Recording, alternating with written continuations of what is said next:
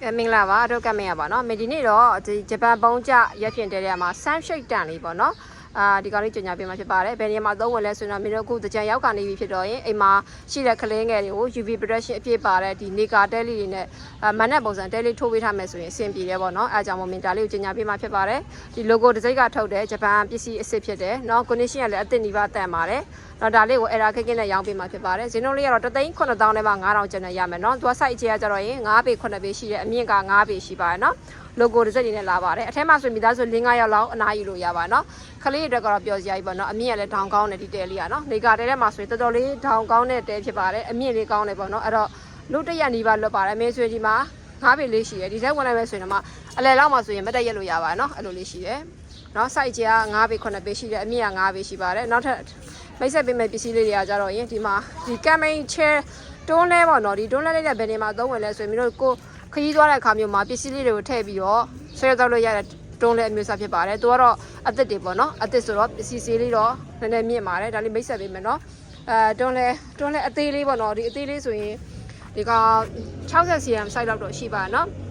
site အကျယ်လေးอ่ะပေါ့เนาะဒီလိုမျိုးလေးပေါ့တပေခွဲကြော်လေးပေါ့เนาะတပေခွဲကြော်လေးရှိတဲ့အထက်မှာပစ္စည်းအသေးမွှမောစီလေးတွေထည့်သေးလို့ရတယ်ဒါမှမဟုတ် shopping mall ထဲမှာကိုကလေးငယ်လေးထည့်ပြီးတော့ဆွဲသွားလို့ရတယ်ပစ္စည်းလေးတွေထည့်သေးလို့ရတယ်ဈေးချင်းနှောင်းပုံစံသုံးလို့ရတယ်ကမ်မိန်ပစ္စည်းလေးတွေထည့်သေးလို့ရတယ်တွန်းလဲမျိုးစားလေးဖြစ်ပါတယ်เนาะဒီကောင်က site သေးလေးပါ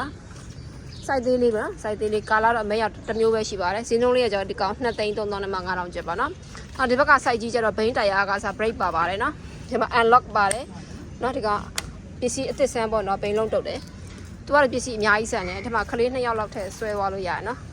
်ဒီမှာကမ်မိန်ပစ္စည်းရွက်ဖြင့်တဲတွေတန့်တွေထိုင်ကုန်တွေစပွဲတွေဒီအားလုံးပစ္စည်းအားလုံးဒီတွန်းလဲထဲမှာထည့်ပြီးတည်သွားလို့ရပါတယ်နော်နောက်တစ်ခုကမ်ပိန်းချဲလေးတွေမိတ်ဆက်ပေးပါမယ်ကမ်ပိန်းချဲလေးကကြတော့ရင်ဒီကလူကြီးပေါင်100 150အေးစီအဆင်ပြေပါတယ်ဈေးနှုန်းလေးကတော့6,000ကျပ်ပါเนาะဒီကောင်စပွဲလေးကကြတော့ရင်6,500ကျပ်ပါတန်ဖရိန်နဲ့လောက်ထားရเนาะနောက်တစ်ခုဒီမှာအကင်ဖိုလေးပေါ့เนาะဒီမင်းတို့ဒီမှာအကင်တွေလောက်စားမယ်เนาะအစားတော့ပစ္စည်းစုံပေါ့เนาะဘကိုစားချင်တာလေးတွေကိုအဆင်ပြေအောင်ဒီမှာမီးသွေးလေးမှုေးပြီးတော့ရင်လောက်စားလို့ရတဲ့ဇာတ်လေးပေါ့เนาะဒါတို့ထဲတဲ့အိတ်ခွန်လေးပါဒါကတော့မီးသွေးဘာညာအပူဓာတ်ခါနိုင်အောင်တန်အိုးကြီးပေါ့နော်တန်အိုးအလေးကြီးတအိုးပါပါတယ်ဆိုဒီဇိုင်းလေးကလည်းအကုန်ဖြုတ်တတ်ပါဖြုတ်တတ်ဆိုတော့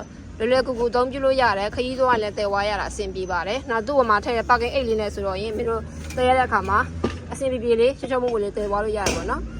်သူ့ရဲ့ parking အိတ်ပါ parking အိတ်ကတော့အဝိုင်းနဲ့လာမယ်နော်အဲ့အဝိုင်းပါအဝိုင်းလက်ကနေဆွဲသွားရုံမယ်နော်ဒီမှာဒီလိုအဝိုင်းပါတယ်နော်ဒီအဝိုင်းနဲ့ဆွဲသွားလို့ရတယ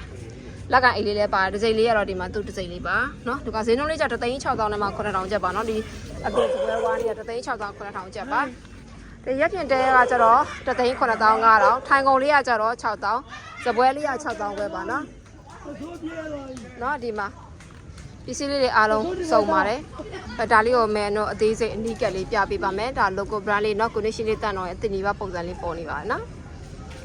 ဒီဇိုင်းလေးကလည်းတော်တော်ဆန်းပြပါတယ်လို့เนาะဒီလိုလေးပါကင်မလေးနဲ့အနီးကက်လေးရိုက်ဆွဲပြီးပြပေးပါမယ်เนาะအော်တိုထီးလေးဖြစ်တော့ရင်သူကထီးကိုင်းလေးတွေကိုဆွဲဖွင့်ပြီးတော့အသုံးပြမှာဖြစ်တယ်ဒီထီးကိုင်းဖြုတ်လေးတက်နေတော့မင်းဗီဒီယိုဖိုင်လေးတက်တက်ရိုက်ပြီးတော့တင်ပေးပါမယ်လောလောဆယ်တော့မင်းတရားလေးကိုပတ်လေးပြပေးမယ်ပေါ့เนาะဒီနောက်ကတော့အကာလေးအပိတ်လေးကပေးထားတယ်ပေါ့เนาะနောက်ကအပိတ်လေးကပေးထားပါတယ်တိုင်ရဲ့ခေါင်မိုးမှာတော့ဒီကောင်ကထီးကိုင်းအော်တိုထီးကိုင်းလေးဖြစ်ပါတယ်ဂျပန်ပစ္စည်းဆိုတော့အမာကျော်တယ်เนาะတိုင်ကန်းနဲ့တော်ကျိုးဖို့မလဲပါဘူးဖိုင်ဘာဘို့အထူအကောင်းစားသုံးထားဖြစ်ပါเนาะ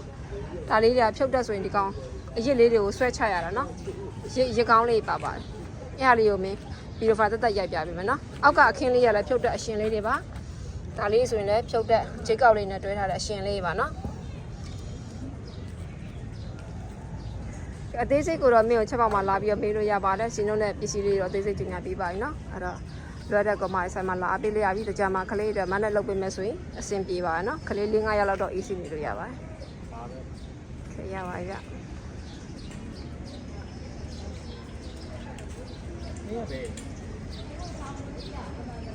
ကမင်္ဂလာပါအတွက်ကမရပါလားအခုဒီနေ့မှာတော့ဒီမှာ logo တစ်စိတ်ဒီနေကာတဲလေးကိုဖွင့်နှီးပိန်လေးတို့ပြပေးမှာဖြစ်ပါတယ်ဗီဒီယိုဖိုင်လေးကိုစုံထိကြည့်ပေးပါအောင်เนาะ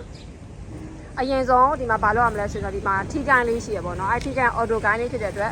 ဖြောင်းလိုက်မယ်ဖြောင်းပြီးတော့ရေပေးလေးကိုလှည့်လိုက်မယ်ပေါ့เนาะလှည့်ပြီးရင်ဆွဲဖြုတ်လိုက်တာပါအကွေးလေးချိုးချလိုက်တာပေါ့เนาะဒါချိုးနေပါဒါလေးနောက်တစ်ခုဘက်ကပြပေးမယ်เนาะပြန်လို့ပြပေးမယ်ဒီဘက်ကဟာလေးပြပေးမယ်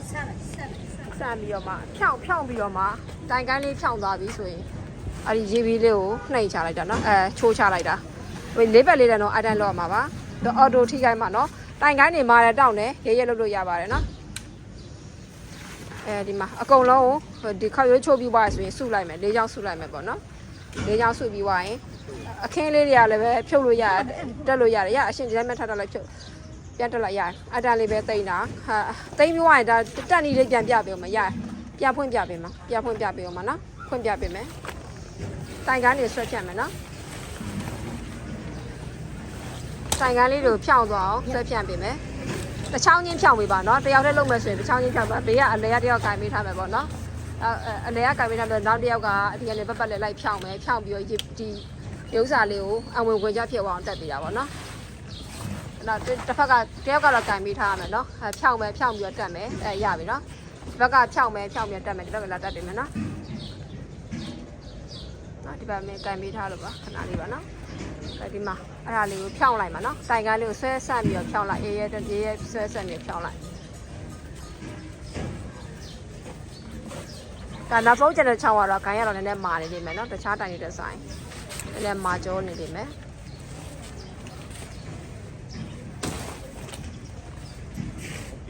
ဒီမှာနောက်ဆုံးကျန်တာလေးကိုဖြောင်းလိုက်မယ်ဖြောင်းပြီးသွားပြီးတော့အောက်ခြေကအခင်းလေးကိုပြန်တက်လိုက်မယ်နော်အောက်ခြေခင်းချိန်လေးတော့အရှင်လေးတွေပါဒါလေးကိုချိန်ကောက်လေးတက်လိုက်ရပြီဒါစင်မိုစင်ကြီးလက်တိသွားပြီပေါ့နော်သုံးမဲ့ကိုမအတွက်အဆင်ပြအောင်မင်းတို့တွေကဆင်ပြပေးတာပါကားဆိုင်ချေက9ပေ9ပေရှိရနောက်ကကာဘာလေးပါမယ်ပေါ့နော်ခေါင်းမိုးအမြင့်ရတာ9ပေရှိပါတယ်ဒါကရပြီနော်ဖြုတ်တက်လေးလည်းရပြီဆိုတော့မင်းအသေးစိတ်တကယ်လို့သိချင်တာလေးရှိတဲ့ဆိုင်မှာလာမေးလို့ရပါတယ်နော်စင်လုံးလေးကဒီကောင်3,900နဲ့မှ9,000ကျန်တဲ့ရောင်းချပေးမှာဖြစ်ပါတယ်ခုနှစ်ရှယ်တိလီပါရမယ်နော်သူကပါကင်လေးလည်းပြပေးပါမယ်ပါကင်မှာလည်းပဲစင်မိုစင်ကြီးဒီဇိုင်းလေးနဲ့သူ့ပုံစံလေးပါပါနော်ဒါတော့ pick လေးထွက်တဲ့ပြဖြစ်တဲ့အမျိုးအစားဖြစ်ပါတယ်နော်နေကမိုးကပါနော်ရပါပြီဗျကျေးဇူးပါ